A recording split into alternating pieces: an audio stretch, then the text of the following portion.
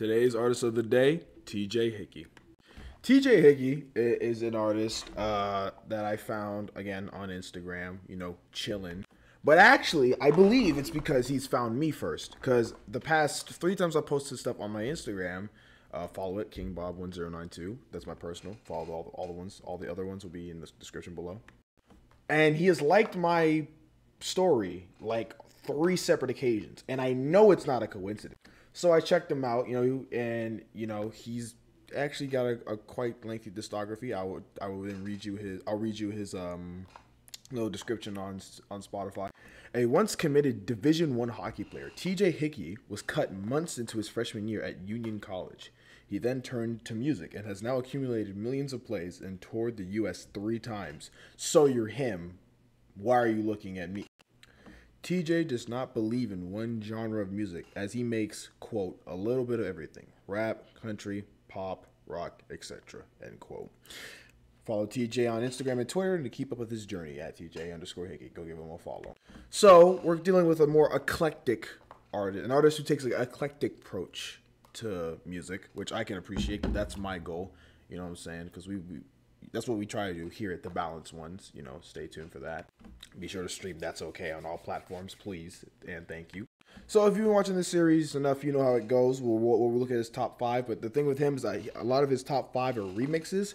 So what I'm going to do instead is look for the original in his discography, and if there isn't the original available, I'll just listen to the remix, because I prefer to look at the original songs and judge them, because while remixes are good, sometimes they can be a whole lot better than the actual song, they can be a whole lot worse, and I kind of prefer to judge the original song. And he's actually, before we dive into it, wow, word, he's actually done some impressive numbers with his monthly listeners being at almost 94,000. And his top song, his most popular song being 670,000, but he also has a Look at Me remix, which, if it's what I think it is, might be fucking ridiculous. But that's at 2.8 mil. So he's done numbers. And he's, like I said, this man has toured the U.S. 3 separate times. So he's no slouch. I expect a lot of things out of this. I don't know exactly what, but I expect things. I expect something to make me lose my shit. That being said, the first track is called Bet It Right. Oh no. Oh, it's here. The track is also featuring Ollie Joseph. Just didn't say the feature. Look, I'm sorry. Alright, I'll shut up. Whoever this is, he sounds phenomenal.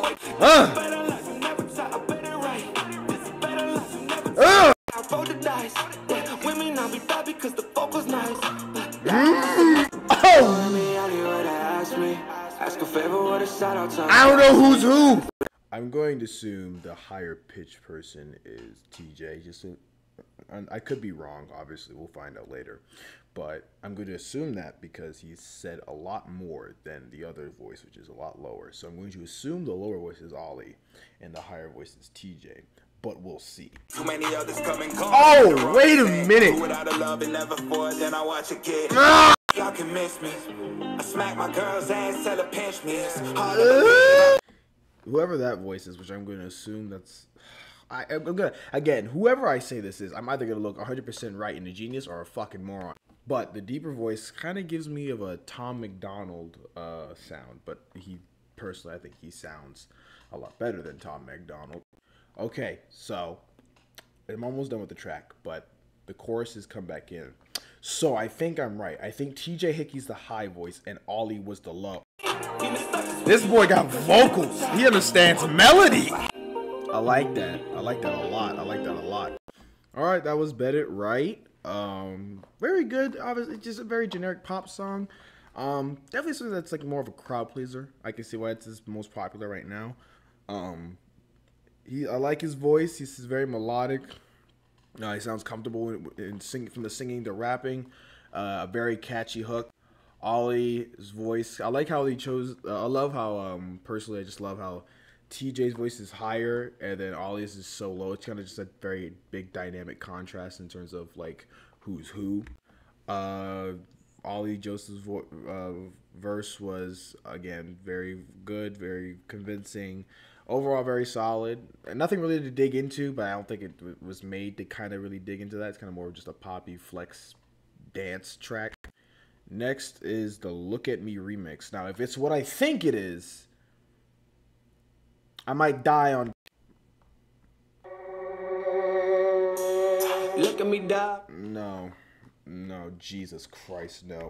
Why does he do this? Like, why? Like, why y'all trying to, like, why? What time is it? What time is it? It's time for God to come pick me. Look at me, dog. Wait, why are you staring? I am a dude. You are a dude. Shit is embarrassing. What? I don't plan on stopping. I just keep on shouting. I made it. Speak at a lot of jobs. To speak when it really knocks. Well, I'm proud of you, done it for so many years. It's really what made me. It's so really born. So hold up. I'll change it. Hey. Okay. Don't compare this to Dickie. I can already tell, I already hear it, but I do not fear it. I really am gifted my style as well. My style's my style. So you're saying he was compared to Lil Dicky? I can kind of hear it, but I assume this would just be Lil Dicky if he was somewhat good. You know what's so great about recording sometimes is that you get to enjoy this while eating food. But I digress. I'm like, all right, but again, for the Lil Dicky comment, if people are comparing to Lil Dicky, on these two songs, I think he's better. What's your damn tone when you try to bring the noise? I don't bring the boys for shit. Hey, you ain't really want that. So let up in the back and he about to go mad. He about to go wild. Oh, it's a spot you rappers can't evolve. I just keep on switching Caitlyn Jenner, dog. That was alright. Obviously, we know the instrumental. It's the Extentacion Look at Me instrumental. Very, very famous, very legendary instrumental. I don't know. It wasn't bad. It was all right. I mean, again, just kind of flexing. He flowed very well on it. I just don't, as far as lyrical, he had a great personality. He performed it well, but in terms of really like, again, lyrics, ain't really saying much. Talking about acknowledging that they compare him to Lil Dicky. I see him more. He has the inflection of Lil Dicky with like the flow and semi-intensity of NF. It's, again, very solid. Those two tracks are solid, but they both, to me, kind of sound like a gun jammed, personally. Kind of sounds like, you know, especially the Look at Me freestyle was kind of, I'm about to do this, I'm about to do that, I'm this and that, I'm gonna do this, I'm gonna do that. Never really done anything really to impress me so far, but again, we're only 2 tracks in, and like I said, I've been very wrong plenty of times. Next track is Times Keep Flying, featuring Sammy Adams. Bruh. Okay, I'm here for this. I'm here for this. But you know how you go when you living on the okay. It never lets up, always switching it up. I feel you. Oh no! He's different. He's different. Oh, I love this. This is giving me such 2010s. I'm on an adventure montage during a movie vibe. I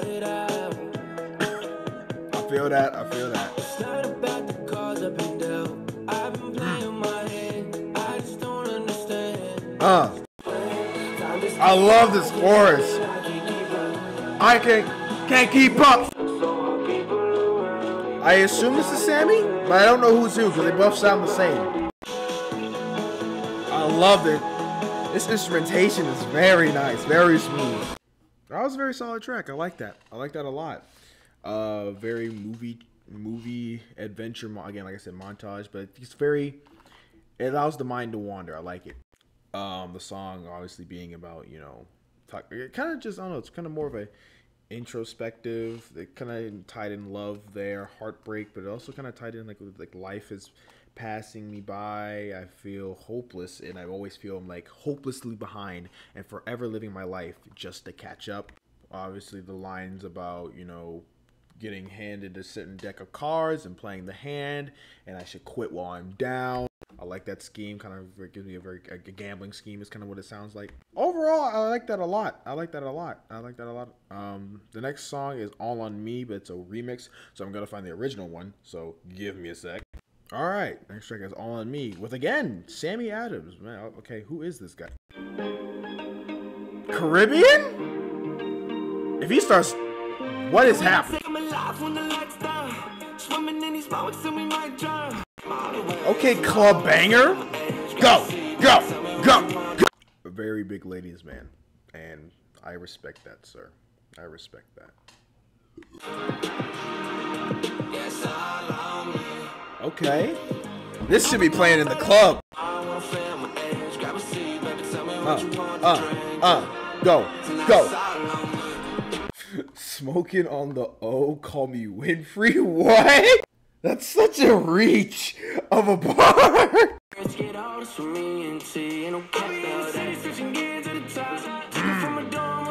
Penthouse. Oh! It's all on me. No, it's not. I'm broke. Again, another very poppy track. I'm not mad at it. I like it a lot. Very obviously in the club, talking to a girl, saying, "Hey, you didn't have much time tonight. It's all on me. Let's have fun tonight." Another very standard track like that. I can see that being played in the club for sure. Seeing that, on the radio. Definitely a radio hit for sure. So I understand. I can see why he gets the numbers he gets, because it's a very fun sound. It's a very playful sound. Him and Sammy both sound really good at it. A song that I could definitely see myself driving, like nighttime drive or just jamming out on a road trip. It's definitely entertaining. He definitely understands performance, so I can definitely appreciate that. He's never really boring, despite his lyricism not being obviously like layered like that, but like he sells it really well. Final track to listen to is Backseat, but it is a remix, so I'm going to try to find the original. Give me a sec. Actually, I couldn't find the original, so we're just going to switch it up. We're going to go to his latest release called Dior Baby. It was actually dropped May 6th. At the time of this recording, it's May 19th. Okay, so this is pretty recent. This is very YouTube beat instrumental. She never know. She know what to do. I don't like that he's saturated that much in autotune. He's already too good of a singer. I don't think he needs that much. I think it actually hinders his voice instead of actually adding anything to it.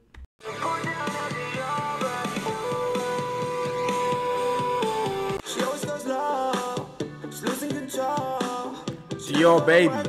Yee. Oh my God. You're spazzing right now. Go. I like that one. I like that one. I like it. I like that a lot. Very summer poolside vibes, I'm thinking. I picture myself underwater. I picture him underwater while he's singing this, Just over there. Put down that Dior, baby. I enjoyed it. Just another very long car ride, summer, upbeat, bright, sunny, sunshine, birds in the trees, All right, that was TJ Hickey. How am I feeling about him overall? Obviously, sounds very good. Production on all 5 of these tracks are really, really smooth. The producers did really well on this. He doesn't sound awkward or uncomfortable in any of these. And we listen to a bit of rap, bit of rock, overall a lot of pop, showing that in a bunch of different directions. Well, it all kind of essentially sounds the same. He doesn't sound awful in any way he goes from the songs I've heard today. I think the biggest thing he knows how to make a hit. He knows how to make songs that will be played and will be spun, that are sonically pleasing. Songs that I feel like they would be played in the club, on a radio at a summer party. Just overall, I think he understands how to get spins on the radio.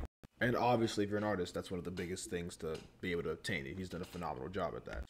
But if you're looking for anything really to dig into, from what I've heard, there could be a lot more, but there's not really layers to really dig into anything here. As good as it sounds, and as much as it's like, okay, party, all that fun stuff, I think the biggest thing I want to see is more complexity to his writing, more complexity and more layers to dig into on his songs. And again, he could have already put those out, but out of the top 5 I've heard, I haven't heard that. If I was to give him a rating, I would say out of 10, I would give him a decent to strong 6. With that being said, today's artist of the day, TJ Hickey. Stay safe. Love y'all. Bye bye.